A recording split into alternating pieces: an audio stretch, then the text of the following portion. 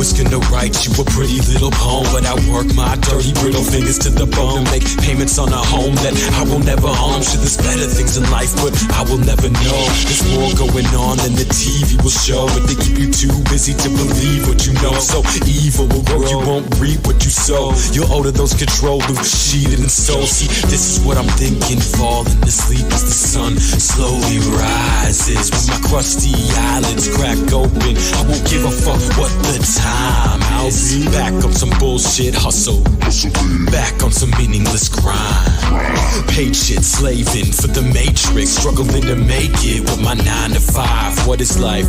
I'll tell you what life seems to be to me.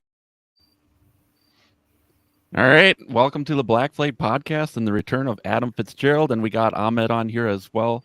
A lot has happened. We've all probably been online way too much, just watching it, but it's just, it reminds me a lot of like Ukraine and the Russia when that all broke, and it's heartbreaking to see, all these innocent lives being slaughtered for just political reasons that serve no one but the elites. So, what are your thoughts on all the recent events, Adam? Well, I can't say I'm surprised by it. I actually said the other day, I wonder what took them so long to react. Now, of course, I had to explain myself and say I'm not condoning the actions of Hamas. In fact, I'm a huge critic of Wahhabi Islam and have been for quite some time. My channel is dedicated to 9/11, so I have to study the field of religious fundamentalism. At the same time, this is not about an uncoordinated, unprecedented, unprovoked attack. And Israel basically is saying that, this was an unprovoked attack. And of course, they're not going to come out and say, well, maybe we should start changing how we consider the Palestinians living amongst us, because that is the essence of the problem. But at the same time, what we're seeing is basically a reactionary group, which is what Hamas is, based upon the tenets of Salafism, which is basically it's not based on any type of Quranic ideals or laws. It is basically just a semi-organized group of fanatics, probably illiterates, that are basically supplied weapons and funding by enemies of Israel not because they're Jews, but because of the foreign policy and domestic policy toward the Palestinians. And, the last, we were talking before the camera hit on, the last 48 hours have been quite illuminating, because what we're seeing is basically an overreaction to a reaction. There's a famous philosopher, Saul Alinsky, who once said, the action is in the reaction. And yes, Hamas committed a grave atrocity. In fact, what they committed was a number of war crimes. But the reaction of Israel was just as equally important, if not more so, because what we're seeing now is a grave overreaction from a government and a military, as well as now the settlers are getting in on it, basically taking it out on who? Not just Hamas, but also the Palestinians. And this is the greater point that I was raising before we went live, was because this was always the point, was that the point about the two-state solution was basically up in the air at this point. And with the most right-wing government under the Benjamin Netanyahu administration, which was, he won the 6th time as prime minister in this December. Well, he created a cabinet that is considered the most nationalistic, the most racist in the country's history. And that's saying something. I mean, I lived under Ariel Sharon and Menachem Begin and stuff, but Benjamin Netanyahu's cabinet is filled with a bunch of ardent racists, even more so than him. And you could just imagine what's going to come in the next 10 to 15 years. So with that being said, these are people that have no qualms in telling you that they consider that the best course of action for Israel is to eliminate Palestinians. Don't quote me on that. That is coming from them.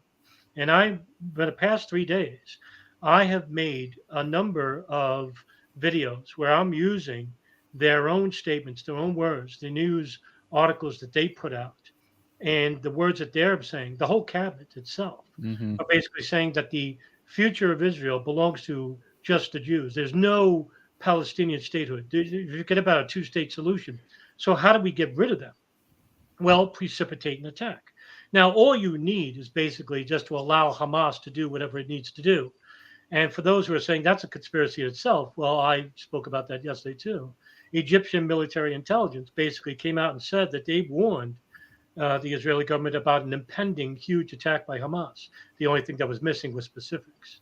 Of course, just like with 9/11 in the summer of 2001, we had all the warnings about bin Laden striking inside the United States, but we don't know the specifics, quote unquote, don't know the specifics. Yeah, a lot of people called that out right away. Like, what are the odds of Hamas from the Gaza Strip just flying in those paragliders and what was it, 5,000 rocket launchers and stuff like that? There's no way they got away with doing all of that without any intelligence seeing that happen. I mean, Israel is isn't Israel like one of the top nations for intelligence and all of that? And the Gaza Strip's basically an open air prison. Like they have that thing monitored very, very closely. So it does seem like it's something they intended to do, just like with 9/11. They didn't do it themselves, but they allowed it to happen, and they had the intelligence to stop it, but they didn't. Well, how do you get rid of a problem? Well, take advantage of an incident, and this is exactly what it did. Now, because the incident was so grave and so dire and so brutal, they attacked a rave over, which was actually called the Supernova Music Festival. I think the numbers are up to 260 people that were killed. Basically, younger people, foreign tourists, and domestic Israelis that were slaughtered. And of course, this is nothing but played over the wide range of the legacy media, and that is to garner favor about what is to come next. And that is the response. So now with the response, they could take advantage and say, well, we're bombing a certain neighborhood, like Ramal, for example, which was destroyed last night. It was heavy bombardment. Dozens of apartments were killed, including 19 people or one family that was destroyed in a high-rise apartment that was destroyed. This is actually approved. And it was approved not just by, of course, the U.S. government, but a huge swath of the evangelical Christian community, which is considered the biggest population of Zionists in the world. And of course, these are the alleged anti-war protesters of Ukraine. And overnight, they became pro-war for Israel, right overnight. And it's only because, there's a left and right issue regarding the United States political system. I feel like you've been paying attention a lot more to events than I have. You've been studying 9/11 since 2000, or for about 16 years. Were you surprised by how much propaganda came from the conservative Inc. and whatnot? Like, to me, it's like with the Russia-Ukraine. I mean, Ben Shapiro supported that, but it was kind of like he had like a nuanced position, and I've never seen so much right-wing propaganda coming out in favor of just genociding this entire Gaza Strip. It completely caught me off guard. I mean, I always knew the right wasn't actually anti-war, and I always knew the America First thing was just kind of a weak argument. But it's just the amount of I just got blocked by Dave Rubin because it's I don't know.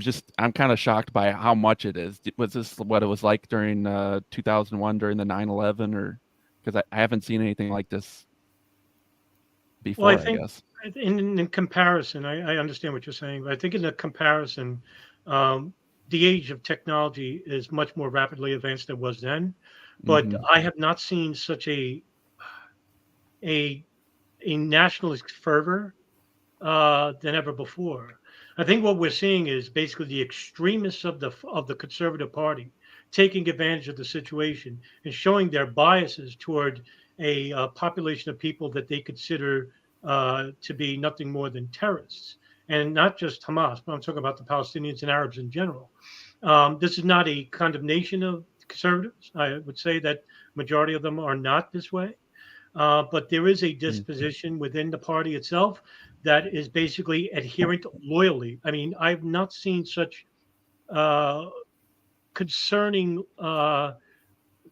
overzealous loyalty to a certain ideology or party or religious, non-religious institution than say Zionist Israel. And it's very strange when you think about it in the long run, because on the religious phase, they share almost nothing in common. For Right. example, Zionism is basically a secular entity, but the religious aspect of Israel shares no commonality with Christianity, whereas Islam shares a commonality with Christianity, and that is they consider Jesus Christ a prophet. Mm. Jews themselves don't consider Jesus Christ an individual at all. In fact, I think in the Talmud, correct me if I'm wrong, in the book of Nebuchadnezzar, it basically says that Jesus is boiling in a pot of excrement forever. And they don't believe in hell, but they believe in a certain place of hell just for Jesus Christ. Now, on top of this, you have a virulent hatred for Arabs and Islam in general. And this is basically coming from a religious disposition, a racial disposition, a political disposition that is all intertwined within this very fanatic group of conservatives. And just like you said, Sam, Dave Rubin, I think, is the most liberal of them all, because I saw horrible comments from Ben Shapiro, and the worst was from I want to say Lindsey Graham. Lindsey Graham actually came out and said that this is a religious war and we need to nuclear strike the Middle East, something that Sam Harris once alluded to a couple of years back. And these people are dangerous. And what you say about the left, the extreme left, and how disorganized and fractured and sectarian they are, these people on the right are dangerous, because the left I would consider the smart criminals. They have to be very careful and shrewd on how they conduct their criminality. Mm-hmm. The right are the dumb criminals. They'll just say it and just do it. And I think that's dangerous, because as long as you have those people behind the switch, so to speak, behind weapons and military and power in Congress, well, we'll go straight to war and we don't care. And we'll just kill as many people as possible. Well, that's exactly what happened in the Bush administration in comparison to 9/11, because you could say what you want about Obama, and he killed tens of thousands of people. The Bush administration killed over 1.5 million people. And that was in Iraq basically. And we went to war with Syria and Libya and bombed Pakistan and Afghanistan. But the war crimes under the Bush administration were egregious when you compare it on its own face. So yes, there is a comparison, but I think it's worse now, because the amount of propaganda is more, the age of technology is faster, and so the faster the propaganda, the more apt you're going to have more people that have believed the propaganda, unfortunately. Do you think the speed of the response to the propaganda is faster though too, or because it does seem like babies in incubators probably went a lot further than the cutting off heads of children did this time. Like it's just one day they were cutting off heads of children, and today it's all over that. That's completely false. Oh, you raise a very interesting point. I have to correct that. Yes, I would agree with that, because the progress of correcting that information was slower back then. So that's why that propaganda worked as long as it did. Right away, with the 40 babies beheaded, I mean, there was a lot of pushback right away, which I was very surprised to see. I'm very glad to have seen it coming from. But at the same time, we're awash in disinformation. But I'm hoping that with this, we have a large contingent of libertarians as well, and also alt media, that are basically pushing back and seeing what the state is doing. And I was very glad to see that yesterday and today as well. Ahmed, what are your thoughts on everything that's been happening? I know you were getting into it, some arguments, so I had you on because it seemed like you knew a lot about what was going on as well. So. The whole Palestinian conflict has been happening since before the whole 1948 Nakba. And I'm not sure if a lot of I'd like to think a lot of the people that watch the show know what the Nakba was. But if you don't, it's called the catastrophe in Palestinian Arabic, basically. And what happened was the Israelis and the IDF, before they became the IDF, they were a terrorist group. They went and started basically massacring tons of Palestinians. They seized villages that they basically wanted. A lot of people died. A lot of them were expelled. There's over 800,000 confirmed, at least, that were expelled from their homes. And now a lot of that's going on in Gaza is basically a continuation of what's going on. A lot of these people don't have the same rights as Israelis. They can't go to the same places. There are places literally in Israel that are Zionist only. You cannot go there whatsoever. So it's not just, there's a whole policy that the state has that you don't see in other places, but because of the influence that they have on the political system here in the United States and in Europe, they're able to get away with it. Yeah. And then what? So that kind of happened, but like I was listening to people talk about back in the like right now it's commonly accepted that Jews aren't converting people and whatnot. It's just you're Jewish, it's part of your race and whatnot. It's very linked with your race. But it seemed like back in the day that I was listening to a podcast that they were saying like there were a lot of converts, and a lot of the people moving into Israel right now, like they're not genetically tied to that land. There's Palestinian Jews that are, and there's Palestinian Christians, and there's a lot of Palestinians that obviously just converted to Islam and whatnot. So it's just crazy to me that they can, all move in there and start kicking these people out, and just putting them in this tiny strip of land. Well, the concept of Zionism itself is a European concept. It started there, and it was funded basically by the Rothschild family. That's when settlements first started springing up, and small populations eventually, which allowed them to basically receive weapons and funding. There was some migration, but until the Havara Agreement before World War II really kicked off, there wasn't that much. Like, it was going there, but until Hitler really came to power, that's when it started really pushing migration over there. And of course, the Palestinians accepted them. You can see pictures of boats. Hey, we are coming here, and people are helping them. Of course, they probably at this point might regret it, what happened a couple decades later. But at the time, it seemed the right thing to do, Obviously, if you go back in time, anybody would have said, hey, we need to save these people from Hitler. Yeah, and I guess it's not like if, it'd be like if an Indian walked up to my door and kicked me out and said it was, his land and stuff like that. It's like, you go back far enough, these people overtook these people overtook these people. And you think of, the right is adamantly opposed to reparations. But then when it comes to the Jewish state, they just want to do reparations. Like, these people need their land back. And there's a lot of religiosity applied to it that isn't yes. really relevant to actual Christians. So I mean, it's like Adam said, like we're more aligned with Islam than we are with Judaism. But and the thing is Zionism has become to the point where it's extremely dangerous. It's gone to the point where I heard there's a place called the Temple Organization trying to breed a red calf to sacrifice on Al-Aqsa Mosque to try to bring revelations. Like, it's getting crazy, and this is the type of fundamentalism that is also running the current government. I used to think Netanyahu used to be a little more lightheaded than a lot of the ministers, but some of the people surrounding him are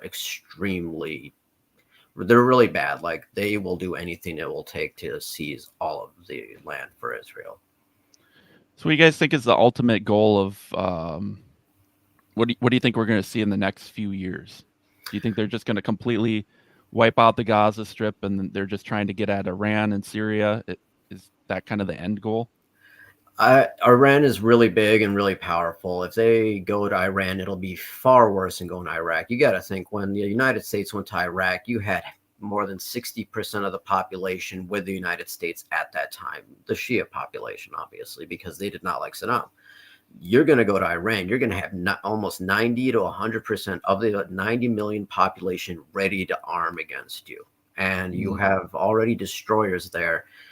I'm worried about those destroyers because I feel like somebody's going to try to bomb them just to get something going worse than it is now. I feel like this could escalate in multiple ways. It could either turn into all-out regional war, starting from Hezbollah shooting from South Lebanon to North Israel. It could come also from Bashar al-Assad pushing back to retrieve the Golan Heights.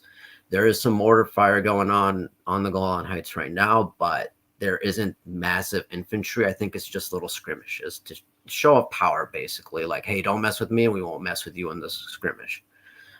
But I don't think it could be like maybe like a proxy war, just like with Ukraine, where they just they don't care at all about the Ukrainian lives. They're just going to send them into the machine, try to bleed as much of Russia as they possibly can, and they don't human life means nothing. So that as long as it's bleeding, Iran or something, they just don't care. It could also happen in Israel too. It could be an open conflict all over Israel. It could be just like Ukraine. Israel is substantially smaller than Ukraine. You could easily, from Syria, from Lebanon, launch as many drones as possible and cripple Israel within a week. Like, you would need a fraction of the drones already being launched and the missiles being launched in Ukraine. And I think if Syria, Lebanon, and Iran were to enter the conflict, they would be able to overpower and take the state of Israel unless the United States were to come in fully. There's no way Israel would be able to defend itself unless launching a nuke, but yeah. So what are your thoughts on all that, Adam? Well, like I said, I think the greater geopolitical context, something that Israel and to some extent Saudi Arabia once was the greater war with Iran and the Shia community. I still think that's the case. In fact, about 4 years ago, there was a live stream with Scott Horton, Libertarian Institute director, and a couple of other libertarians where I asked the question. I said, what's the more realistic war in the long run? Is it Russia, North Korea, or Iran? And I proposed Iran, and Scott Horton basically disagreed. He didn't think that the generals in Washington would entertain the idea because it would be too feasible and it would be rather destructive, something that Lawrence Wilkerson, former assistant to Colin Powell, once said under the Bush administration that, the generals will walk out of the Obama administration if he was ever entertained that. And he never did, which is the reason why he fell out of favor with Netanyahu at that time. This time, I think it's different. I think what's happening is something that Ahmed basically brought up just now, something that's very important, and that is the strikes in southern Lebanon. If Hezbollah gets involved, by default, Nasrallah and his army from Beirut will basically enter the war, and it will be full scale. Now, this is dangerous because Israel has not forgotten 2006, and that is at the hands of the defeat of Hezbollah, which was very humiliating for Israel, considered a leading world military power, which I disagree vehemently. I think what will happen is by default, you'll also see Syria and Iran get into the mix as well. If this happens, the United States will automatically come into power. Now, we saw hints of this with the USS Fitzgerald Ford, a strike carrier entered the Mediterranean last night, along with 4 other carriers. And I said, well, that's not showing Hamas anything. Hamas is not a threat militarily. This is a warning to Lebanon and Syria and Iran that the next step you take could be your last, or it could be the beginning of what I said would be a 10-year war. Because unlike Iraq and unlike Afghanistan or Syria or Libya, this would be about 10 years because the Iranians, the Persians themselves, are very proud warriors. They have a good standing military. They have a navy that is formidable. So they have the Straits of Hormuz, which is basically a corridor where basically the United States could not penetrate in time enough to basically surround Iran, even though Iran is basically surrounded by American bases, but they're not to the extent of where long-range missiles would work. It would basically, if there was a ground war, it's a losing proposition for the United States and the coalition partners. So I hope I'm wrong, but I do think the next few days we have to look and be very careful. Also, just to add, and something that was unprecedented, Saudi Arabia Crown Prince Mohammed bin Salman had basically called Iran's President Raisi, which is unprecedented, and basically talked about adhering to international law, which I find quite comedic coming from the man who they nicknamed Bonesaw. And this is actually a play on him slaughtering U.S. journalist Jamal Khashoggi. But internet keeping in line with international law. He didn't call Israel for this. He called Iran for this. Nevertheless, I do think that the Arab world does not want to see this because it would basically affect them as well. The Gulf basically will sit back and watch because this would basically be beneficial for them because they are Sunni and they are Wahhabi, and they do not want to basically intervene on the Shia behalf. So this will basically be just a country of 3 countries, Lebanon, Syria, and Iran, against the United States and coalition partners. Israel doesn't basically fight on its own. So they're not going to militarily enter the fray, for the exception of their own borders. I think that's what's going to happen. I think we'll see in the next few days, next few weeks. But I do think in the next between 6 to 12 months, because we are entering the next election cycle in 2024, and that's key because the Democrats are going to be pressured to support this war. And what I think is going to happen is we'll see a slow removal of ourselves from Ukraine. And I also made a bold prediction saying that I think Zelensky himself would be assassinated. And I think what's going to happen to him is basically he's going to be replaced with who? Far right separatists. And what you'll have is a wash of European far right separatists along with this radical fundamentalist groups, these ghouls from the Wahhabi schools themselves. So this ultra-Orthodox, ultra-nationalist groups will be awash with weapons in which we gave. Now, I wouldn't be surprised, by the way, just to end it on this. I wouldn't be surprised if a lot of those weapons from Hamas actually were given to them in the black market by Ukraine. I wouldn't be surprised at all. That's been kind of hitting the airwaves lately. A lot of the weapons that have been shown are the ones that you can kind of see some Ukrainians have been playing with too. So who knows? Right, because we saw there was an Operation Cyclone in Afghanistan in '79, where we gave the Afghan Mujahideen, Gulbuddin Hekmatyar, Abdullah Rasul Sayyaf, we gave them Stinger missiles. And what happened was some of those Stinger missiles actually went to Mogadishu. And we all know about the Black Hawk helicopters that came down. Some of those Stinger missiles went to Mogadishu and went to Al Qaeda. Just out of nowhere. It just so happens we give weapons to anybody, but you can't promise where they go. It's a business, and it's always been run like that, even since back in the old days. I remember, I can't remember his first name, but Krupp. He was designing guns during the First World War, I believe, and the king asked him to stop selling to our enemies. And he said, sure, I'll do it, but not really. And he just continues selling to their enemies. I feel like if you're a weapons manufacturer who really does something that the world wants, you can do what you want. You can sell to whoever you want. Nobody's going to stop you. Right now, they're using phosphorus bombs over parts of Gaza. They're going to use what is possible, and they're going to try to level that sector.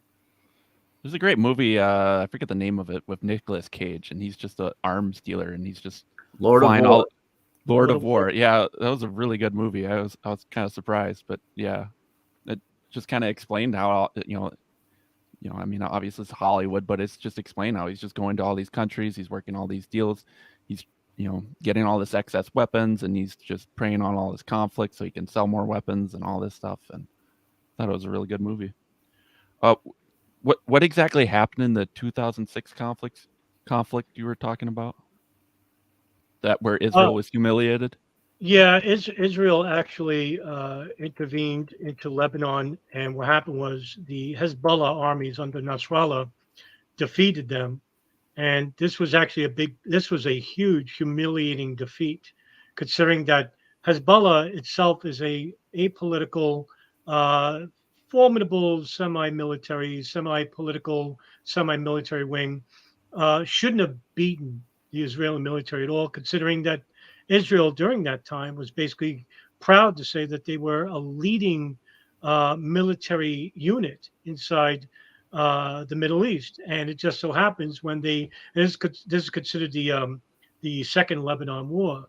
Well, the conflict started in July of that year and basically continued until the United Nations had to broker a ceasefire.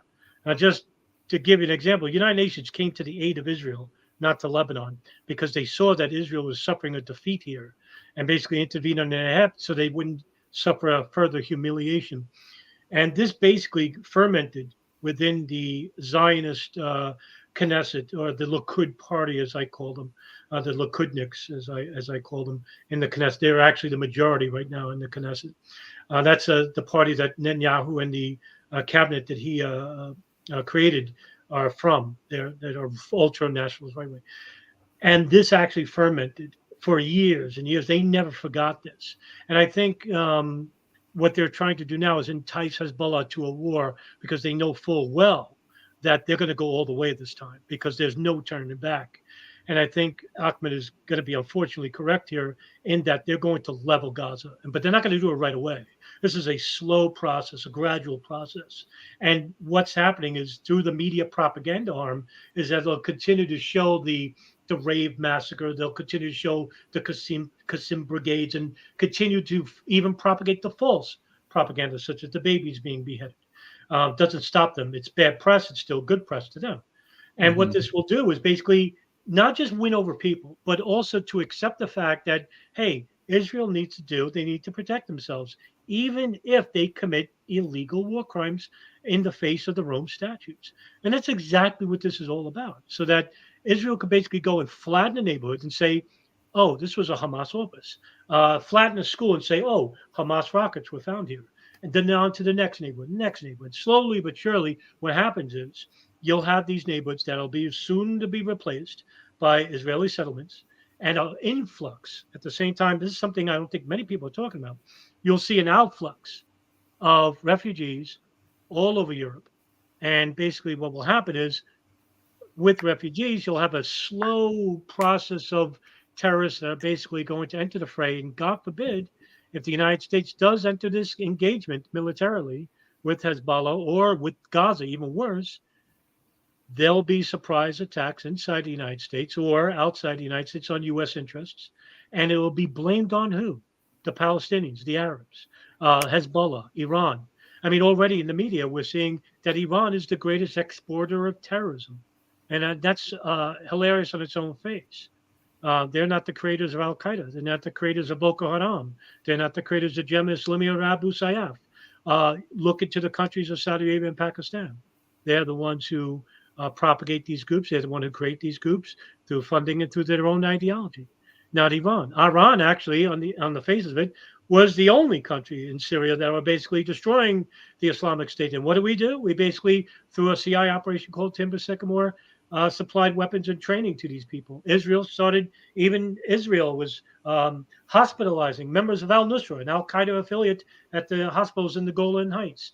So, yes, on the face of it, they're the enemies, but their allies, al-Qaeda and al-Nusra and Islamic State and Hamas, they're the allies to Israel and the United States because they'll always be used as proxy forces for the greater geopolitical goal, and that is to destroy or replace Arab leaders and replace the Western-backed ones, or to destroy, in terms of, if we're looking at it from Israel's point of view, destroy the Arab world and basically have Israel and tentatively Saudi Arabia as the only superpowers in the region.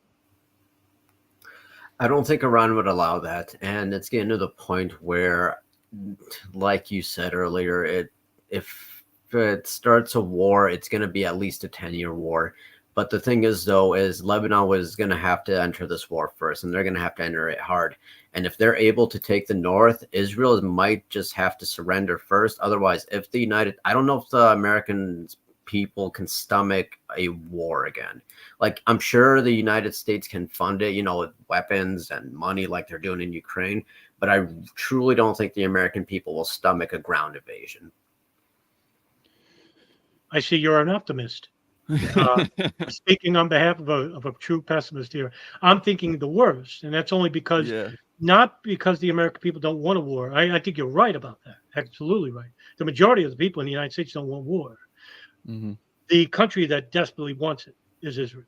They desperately want it. Yes. And we saw this with Benjamin Netanyahu going to the United Nations just 3 years ago, trying to say that Iran was building uranium in a carpet factory. He was using pictures of a carpet factory, and United Nations emissaries and people from the Atomic Agency actually went there. So it was a carpet factory. You heard no more of this story actually, and it disappeared. But I think with this cabinet, I go back to this. I think with Netanyahu's cabinet, there are just, for example, I'll give you one small example. There's a national security advisor named Ben Gvir. If you don't know who that is, look him up. He's a dangerous demagogue. He is probably the most racist of the group. He's the most dangerous. Here's a guy who actually went into a Palestinian neighborhood. I forgot the neighborhood. He actually went out with a gun in his hand and in front of cameras, no less, and threatened to shoot women and children. I mean, I'm like, wow, just when you thought, psychopaths like Ariel Sharon and Benjamin Netanyahu were bad, wait to what's coming. And these guys are in their 40s and 50s. Netanyahu is under a corruption scandal. I don't think he's got long to live with all the stress that he's got. But wait, where replaces him is even worse. Much like with Trump and if you think Trump and Biden are bad, wait till you see what's waiting in the wings. Governor DeSantis, Nikki Haley, Tom Cotton. If you don't know who these people are, these people outright say that the only way to solve this conflict is by all-out war, not gradual peace talks, not gradual conflict, all-out war. In some cases, just like I said, Lindsey Graham was calling this a religious war where he wants a nuclear end. And if you think it's only because of Christian evangelicals, just take a look at people like Itamar Ben-Gvir, who basically said that the only way to solve this problem is to not just replace the Palestinians, but kill them all, even their women and children. So I hope, Ahmed, my goodness, I hope you are right in this regards. But I'm so concerned about the state of Israeli politics in the next 5 to 10 years. There's going to be something that Israel is going to do. I think they are going to try to either take the entire land one way or another. There will never be a two-state solution ever. It's not feasible. It will never happen. Israel will never allow it. They would be stretched too thin, and they need everything. That the way that they have everything set up is perfect for them, but it'd be more perfect if they're able to conquer the entire land, because then they would be protected on all sides. Well, and I think Ahmed has he might be right now, because I mean the military recruitment's way down, and stuff like that. Like, there's no appetite for a war with boots on the ground. I'm sure they really wanted to do that a little bit in Ukraine and stuff, but I think we're probably just one false flag attack away from it. We just need another 9/11 or some ridiculous excuse. I mean, they made such a big fuss over January 6th. They don't even need something quite that big. But if some attack happens, recruitment's just going to go way up. A lot of young people are just going to see this and just become all patriotic and want to join up. And I think we're just one false flag attack away from doing whatever war anyone wants, basically.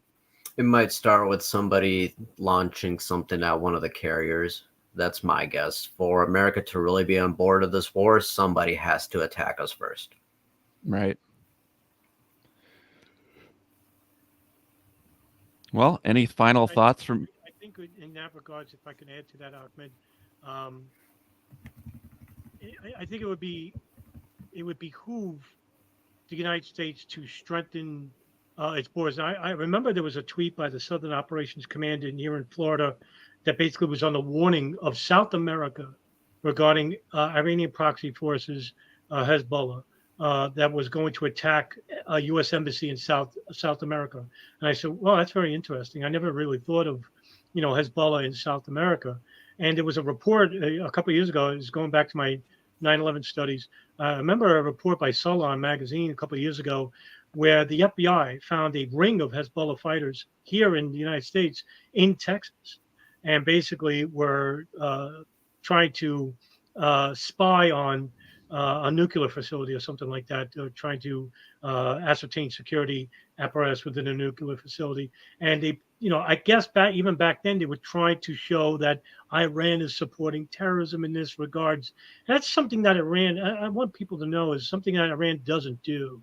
They don't have like these, like an array of like martyrs that are willing to kill themselves because waiting for them is 72 virgins. This is a un-Islamic idea. This is a Wahhabi idea that basically comes from a misreading of the hadiths themselves, or even Tamiya ideology or whatnot. This is not Quranic. It's not Islamic whatsoever. But the Shias don't go around hijacking planes. They don't go around putting bomb belts on themselves, running into embassies. This is not something that they don't do. So if they're going to attack, as Ahmed said, they're going to attack, it would have to be a military type of attack. Maybe. We saw this, I think incidentally enough, last year, where they bombed an oil tanker in the Straits of Hormuz. And that's when Iran closed the borders itself, closed the Straits of Hormuz. And it was blamed on Hezbollah. And they found out that Hezbollah didn't do it. So they stopped that story, but didn't stop them for trying to push to see, you see what Iran's trying to do, instigate. So Ahmed raises a very important idea here. If you want to bring the United States into a fray, well, then do a false flag to do it. Because I think the United, like Ahmed said, the people don't want the war, but all you need is just that one instance of a false flag. And you see the right wings already salivating at the mouth. Well, if you want to get the fence sitters in, get a false flag into it, and then you'll see a gradual approval of an all-out conflict. Problem is, a lot of these right wingers that are salivating at the mouth for this war, they aren't going to have to fight it, and a lot of them, like Nikki Haley, have a lot of money invested in defense bonds and funds, and they don't have to worry about it. They're thousands of miles away in their penthouses. They're going to send your kids, my kids, someone else's kids to go fight for them. So their money this is the Halliburton Iraq thing all over again. One guy I definitely didn't expect to go this hard was Jordan Peterson. I cannot. You just scroll his Twitter and it's like, holy cow! Like, what is going on with this guy? It's just crazy. I mean, just as soon as he joined the Daily Wire, he got way worse. But I mean, it's just, a lot of people looked up to that guy, and he gave a lot of good advice, and he really helped a lot of people. And it's just sad to see, him just throwing all these people towards, warmongering and stuff. Just, no self-respect or anything, just going hard at it. A lot of them make their money through AIPAC and a lot of these organizations. And it's funny because I think Justin Bieber and Jamie Lee Curtis posted something like "Pray for Israel," but the pictures of the destruction that they were showing were of Gaza and Palestinian children. So they deleted it afterwards. Hey, you guys aren't doing, they're just parroting what they're being told is what it is. Yeah. Peterson actually went on the offensive here the last 24 hours. So I expected this from Robert Kennedy Jr. because of his close proximity to Rabbi Shmuley Boteach. But Jordan Peterson, I was very much surprised, and he's been very adamant about calling out people, saying, people calling him Jordan.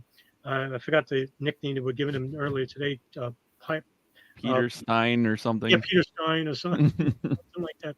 But he's been pro interventionism, and I said, consider that he is a leading intellectual, self-professed anyway, that people actually respected him. Where did he go wrong? Well, I think what Ahmed said was true, is that he damn well knows that by aligning himself with the Israeli lobby, you're going to get influence and you're going to get financing and backing. And since he's a world public speaker and he's on major media platforms, well, if he wants to stay on, he has to appease the people that are basically very influential in these areas. Because once you are against them, and especially in this instance, you're a terrorist sympathizer, no matter what. There's no liberalism here. There's no leftist here. There's no fence sitting here. You're either for us or against us. Something that Bush said after 9/11. You're either for us or you're with the terrorists. And he said that on the Congress floor. Yeah, and I wonder how many CIA agents just, give these people a phone call or stop at their door and then, make sure they're saying the right things. Or, I think with Twitter, we always thought it was kind of just organic, people wanting to do. I never thought it was quite as direct. I thought they were doing stuff to appease, because they didn't want to get their licenses removed and stuff like that. But then you find out there's just FBI agents literally running Twitter back in the day, and probably still are. So it's they probably very highly, they probably caught Jordan Peterson doing something or threatened to, accuse him of doing something, and then they just get him to turn like that. And it's hard for me to believe that he just woke up as a Canadian and then just got all invested in, American affairs. This one's not so American, but he's definitely his foreign policy. He's definitely talked about American affairs before, and just going hard in the paint on, just genocide. It's heartbreaking, but. The Israeli lobby is the strongest lobby in America for a reason.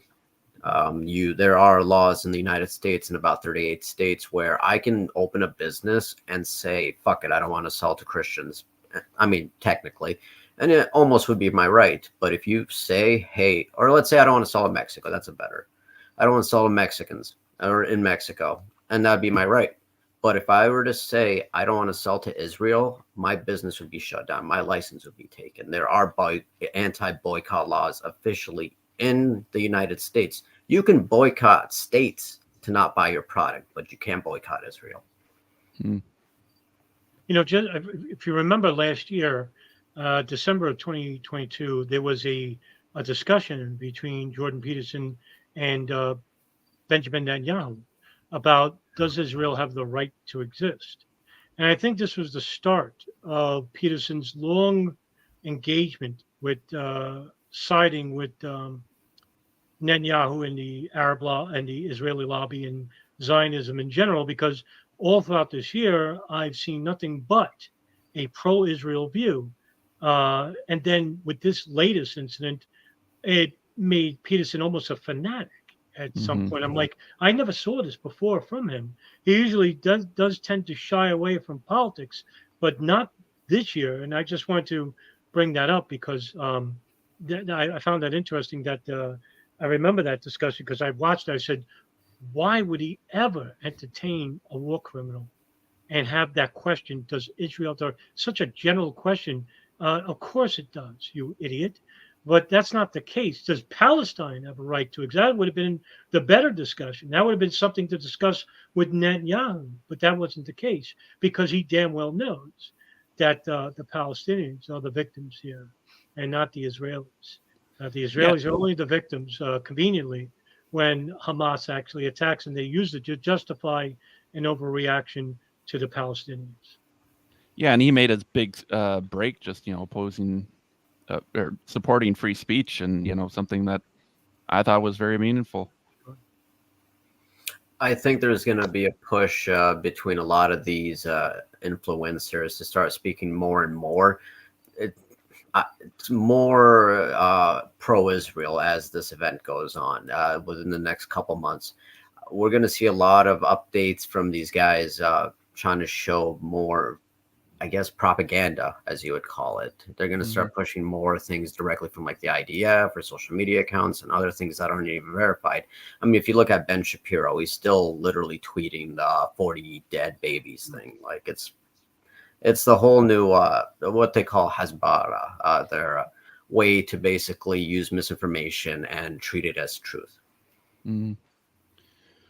What do you think of Scott Adams? He was talking about how, the Holocaust narrative basically is the entire Israeli economy and stuff, and everything just kind of traces back to that. And so he was thinking if they, leveled Gaza, they'd lose that because they'd be the bad guys. And I was like, there's been Holocausts all over the world all the time, like those 2 nuclear bombs we dropped on Japan, and, all the bombs we dropped on, German citizens during World War II, and just, over and over again, like atrocities just keep happening. And somehow they still are able to just point to the Holocaust and play themselves as a victim. That's what having the most powerful lobby in the country does. You can be the permanent victim for as long as you want. And if anybody says anything bad about it, you just have to mention the Holocaust, which is what Netanyahu is doing now. And they're talking about, oh, this is the most deaths since the Holocaust. Really? It's 600 people maybe dead, maybe 1,000. You're saying this is the most since the Holocaust? I'm sure there have been other events since the 1960s that Israel has engaged in that have caused more than 1,000 deaths. But I feel like this is just to get people more riled up, because when you mention the Holocaust, it brings what you think of the Holocaust happened, all the people dying, the gas chambers, things like that. And it sparks an emotion inside people. It's like, well, we can't have that happen again. You're right. Just we'll leave you alone. Just try to play nice. Yeah, and I won't even get to it definitely happened and a lot of people died, but I won't even get to the cartoonish exaggerations that went into all that event. Dave Rubin, he said that to clear up any confusion for the morally bankrupt, who would Hitler be rooting for right now? And I said, the side doing ethnic cleansing. And then he just blocked me. So jeez, he's just trying to play that same narrative of the Holocaust and everything again, and it's just like, I don't See, and this you is can what only I'm play trying, it for so long. I don't know. and this is what I'm trying to think. What excuses is Israel going to have when they really start pushing the Palestinians? There's more data and internet and information. They can't just commit every single crime and push all these people out. And no matter how long it takes, like they're going to be showing the world this. It can't be hidden. I almost wonder if they just level it, they're going to get a bunch of bad press and all of that, but then it's going to be over. You're not going to hear about them anymore. They're just But there's still the West Bank, though. okay. True. I think it really just depends on the response from Nasrallah and Hezbollah. Yes. Whether this extends beyond that border, because I think if the war is to continue, they need them to engage in the battle. If they don't engage in battle, I wouldn't be surprised. It goes back to Ahmed's point about a false flag happening to expedite the conflict. Like I said in my video yesterday, I said cooler heads need to prevail. We need more rational voices. We're starting to see this now with a big pushback because they know that a war with Iran and Lebanon and Syria would be a huge and grave mistake for the United States. But at the same time, it needs a little bit more steam. And the conservative voices, yeah, they're big and loud, but they're not the majority. And if you want to get the majority of the people on your side, like we saw with 9/11, where we could have probably invaded, I said in my video, we probably could have invaded Easter Ireland at that point, but invaded anybody. But I think it goes back to Ahmed's point. I could see like a false flag placed blame to Hezbollah or to Lebanon or to Iran, or a combination of thereof, and see a U.S. Intervention. U.S. doesn't have the backing yet, but they will. If another scenario I could see also too, if Israel full scale invades Gaza, because they have 360,000 reservists surrounding Gaza right now. Yeah. If there is a full scale invasion, this is the end for Gaza. If the United States foolishly rushes in and entertains this would actually expedite even worse, because I think what you'll see is not only Hezbollah and Lebanese sectarian fighters enter the fray, but I could see Hezbollah fighters outside of those borders try to attack U.S. interests abroad somewhere, whether it's South America, as I said before, or the United States itself. But there would be a reckoning of sorts. Not as, I would say, serious as like Al-Qaeda would be, but enough where, all right, we need to basically close the borders and stricter security measures, which we don't have right now, by the way. The southern border is basically just allowing, influxes of refugees come in. But this is by design, right? This is by design. Mm-hmm. So anyway, it doesn't matter whether it happens or not. But I think Ahmed, evidently his point is sound, and something that I could see the only way for the United States to intervene is a false flag attack of sorts. One thing for sure is Iran is not going to do it, and neither will Hezbollah. I will guarantee you Israel will do it and try to say Lebanon did it. That's the only way it's going to happen. Lebanon is not stupid enough, because you got to think the world is watching. They do not want to lose, and the Arab world is not going to try to be the enemy that attacked the United States to try to bring them in the war. Especially after Afghanistan, especially after Iraq, it's just too much right now. And like you said, the only way this is going to really escalate is if the false flag, it will escalate it worse. But if Nasrallah invades just the north and that's it, it probably won't escalate too bad. But the red line is that if Israel does a full ground invasion, that's when Nasrallah said he will invade the north. So that's kind of what's happening. And also, I think, just to add to your point, I think yesterday Netanyahu did say that if Hezbollah does intervene, they're going to attack Assad in Syria right away. Yes. Right. Okay. Yep. So Assad's ready. Netanyahu's pretty much waiting, and Hezbollah's ready. I believe the Egyptian army is starting to get combat ready as well. Like this is something that could really pop off, or it could just be something that could end this week. Now, is the Egyptian, are they allies with Israel, or? They're not necessarily allies with Israel, but they do have a lot of the same national interests with Israel. Hmm. I Like- think they closed their borders also this morning, by the way.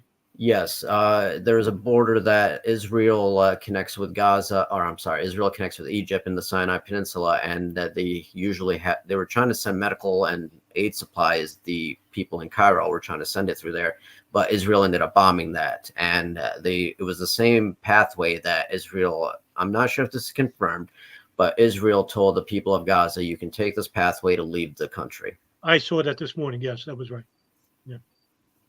Well, There was actually a video. Someone shot a video of the airstrikes at the border crossing, right Yeah. over the wall of some sort. Yes. Yep, there was So quite a bit of people there. they're not letting them leave, or they are letting them leave? They're saying you can leave, but then they're bombing the way Okay. out. That sounds about right. Adam, you had some quotes when I watched your show last of the Netanyahu cabinet and stuff, and they were saying some pretty crazy things. Do you have any of those you'd like to share or pulled up, or? I don't have it pulled up, but You probably don't have it off of memory. Yeah, that's fine. yeah, no. Well, I do believe one of those quotes was attributed to Yoav Gallant, the Secretary of Defense Minister, I believe. Yoav Gallant actually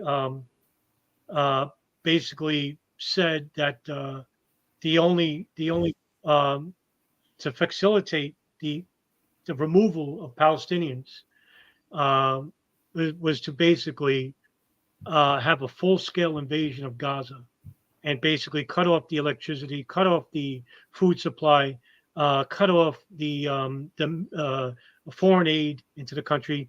And by definition, this is a war crime. He's actually admitting to it, which is I was astonished at how upfront he was about this. This is an international. This is according to the Rome statutes. There are 4 crimes that you can be in violation of: war crimes, genocide, crimes of aggression, crimes against humanity. He actually admitted to crimes against humanity, and basically, this is actually one of the very first laws in the Rome statutes, which is the International Criminal Court of The Hague. And basically, for him to come right out in the national media and say no one's getting in, and anybody who's getting in, even if it's ambulances, we're going to bomb them. What happened today?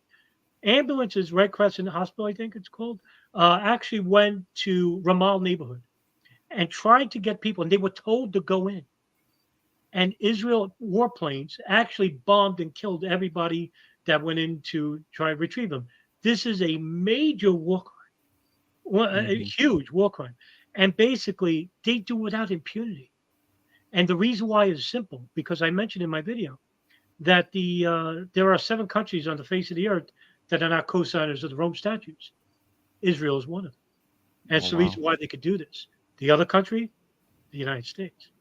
So this is the reason why both the United States and Israel, as well as North Korea, and I think 4 very small, insignificant countries that are not co-signers of the Rome Statutes, they can get away with the stuff they get away with. And who's the biggest abusers of war crimes? The United States and Israel. Israel for domestic reasons, the United States for geopolitical reasons. So their egregious war crimes that goes back 150 years. But yeah, that, for Yoav Gallant, and then like I said with Ben Gvir, who I have to laugh because of the horrible character this man is. For those who don't know, please Google Ben Gvir and you'll be horrified. He actually went on air, and I used a clip in the video yesterday where he basically says that to solve the problem with the Palestinians, we have to kill all of them. And this is what makes up Netanyahu's cabinet. And I go back to, but any place on the face of the earth, we're actually going to war with these people. We're removing these. They're called dictators, right? The cabinet is filled with racist demagogues who are calling for and advocating for genocide and war crimes right out in the open. And not a word is said. because as long as Hamas and other, Palestinian Islamic Jihad, as long as they're there, Israel can basically say we're just defending ourselves. That's it. While subjecting themselves to war crimes against the very people who are basically the real victims in all this, the Palestinians. Yeah. Unfortunately, I think they're just going to keep getting away with it, and I believe what's going to happen in the future is going to be one state. There's never going to be a two-state solution.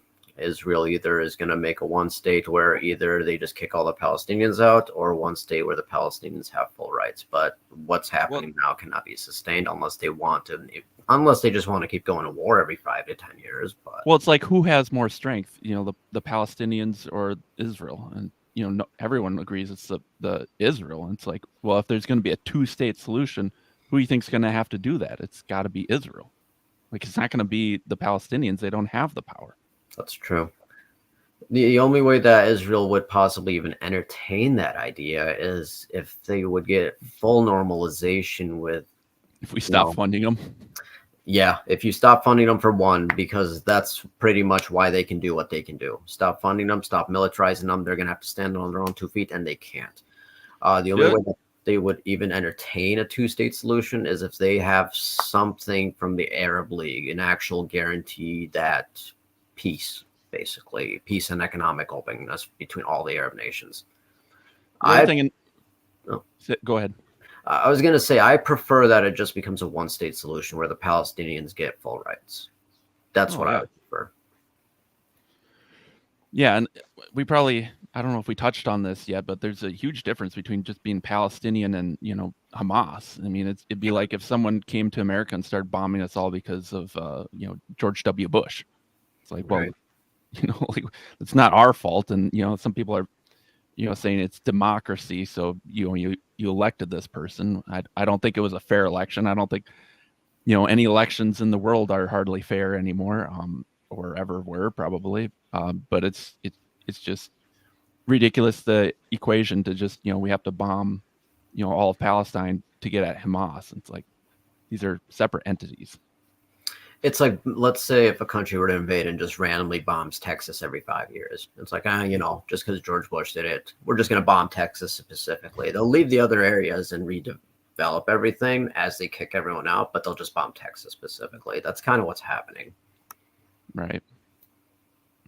Well, it's been fun. Thanks for coming back on, Adam Fitzgerald, and thanks for coming back, or coming on for the first time, Ahmed. It was great hearing from both of you guys, and I'll catch you on the other side. I'll also try to throw some links in there of some interesting stuff that we talked about, and I'll see you. Oh, I think I cut out for a second. For a second, yes. Thank you for having me. I appreciate it. It was nice to meet you, Adam, and talk to you later, Sam. See you. Yeah. Thank you, Ahmed. Thank you, Sam. Yeah, and hopefully we'll start doing this again weekly. I've been very inconsistent just because of the summertime and I just had my 4th kid, but we'll see y'all again next week.